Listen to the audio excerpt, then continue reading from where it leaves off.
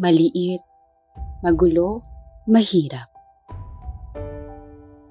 Sa kasalukuyan, halos mahigit sa 14 na milyong pamilya sa Pilipinas ang nasa ilalim ng kahirapan. Kabilang na dito ang pamilya ni Roslyn. Sa baryo Tagungtong, doon matatagpuan ang kanilang munting bahay. Walang pinto, walang kama, at giba-giba pa ito. Pagpasok pa lamang ay bungad na ang maliit na batang naglalaro. Walang damit, walang tsinelas, walang maayos na laruan. 10 silang magkakapatid at halos magkakasunod lang ang kanilang mga edad. Ang bunso ay magdadalawang taon pa lamang. Minsan sa sarong aldaw, sa isang dahil nakakarakan mga aki, nahihirap mo sa inyo. Naghihiribi na, nag-aaragan na sa kuya. May man ako itatao. Siyempre sukatanin ko man pag nasubli ka man, mayo. Ito ang unang kain ng mag-anak sa araw na ito. Almusal at tanghalian na rin. Sa pagkakataong ito, pinagkasya ni Roslyn ang 1 kilo ng bigas at 1 lata ng sardinas para sa kanyang mga anak. At dahil sakto lamang ang ulam at kanin para sa mga anak, kahit na kumakalam na rin ang sikmura ni Roslyn, ay nagkape na lamang siya. Sa kakulangan sa kagamitan, gaya ng lamesa, ay nagkanya-kanyang pwesto naman ang mga bata habang kumakain. Tulad na lamang ni JR na pinili na lamang umupo sa lupa. Ang kulang-kulang ang mga gamit ng mga ate. Kulang sa kulang sila sa pangbabado. Minsan may nagtatao man sa muyang mga bado sa mga ate. Igwasin na mga surulot.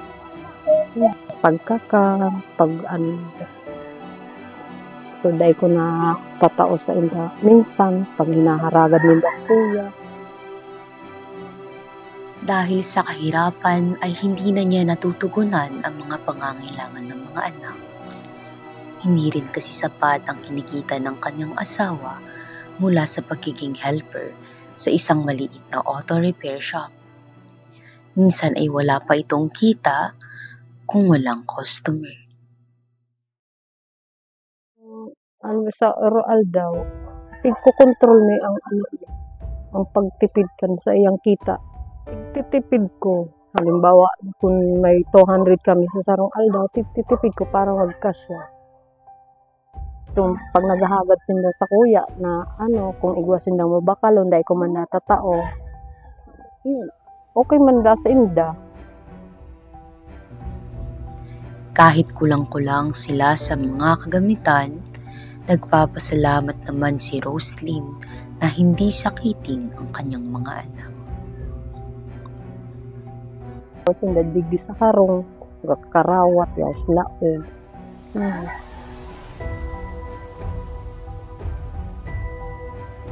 Kahit kapos, pinipilit ni Roslyn na mapag-aral ang lahat ng kanyang mga anak sa pamamagitan ng tulong pinansyal ng 4Ps.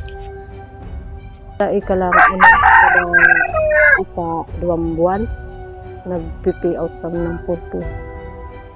Tapos kung anong mga pangailangan mga akit, siguro pa mga gamit sa eskwelahan, bagas, ulam. Isa sa mga panganay na anak niya ay si Richard, 17 taong gulang.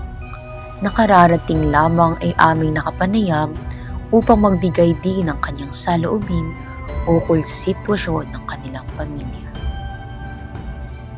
Sa murang edad, si Richard ay namulat na sa realidad, kung saan nasaksihan niya ang paghihirap ng kanyang mga magulang. Nakulog sa siyempre tigigipo po nila ang gabos pero minsan po daw po hindi kaya. Madalas na naghahanap ng pwedeng pagkakitaan si Richard tuwing wala siyang pasok para daw may maibigay na pang-project sa maliliit na kapatid. Halimbawa po yung pag may project po ang tulong ko, maliban po sa klase para kung siyempre po may available na trabaho para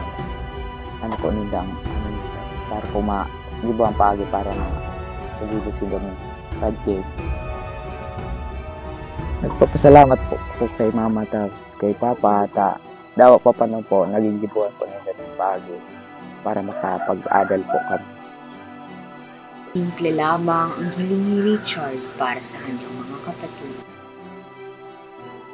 Sabi ko po sa mga kapatid ko, sana kung bibigyan po sila ni mama at papa ng time na mag-aral po silang mabuti.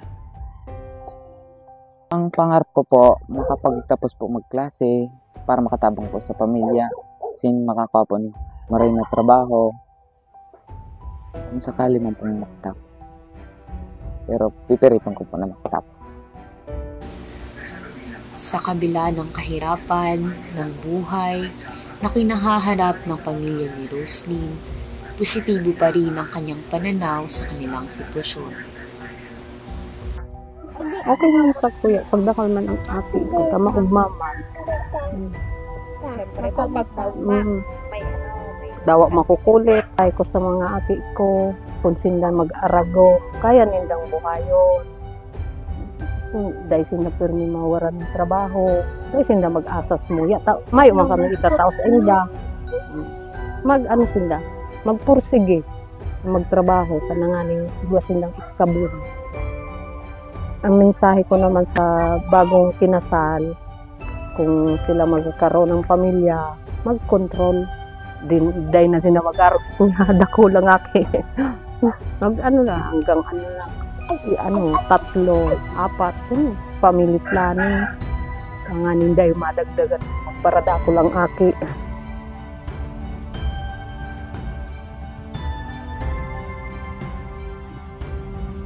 Ako po si Hazel Soke, nagtatrabaho bilang BHW Zone 4 Tagumtong, Kamsor.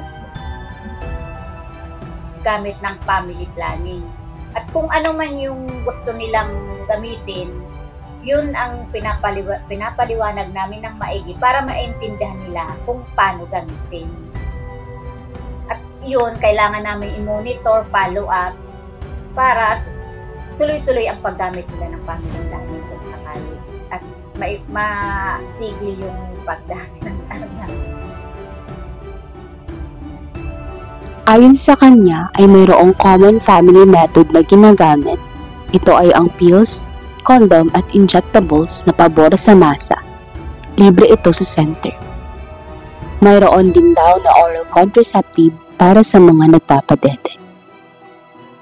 At para naman sa mag-asawang wala ng planong magkaanak, mayroong permanent method tulad ng vasectomy para sa lalaki at ligation para sa mga babae.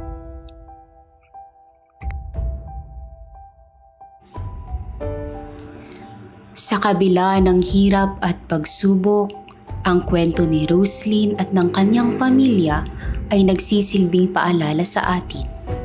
Isang paalala na ang tunay na kayamanan ay hindi nasusukat sa material na bagay, kundi sa pagmamahalan, pagkakaisa ng isang pamilya.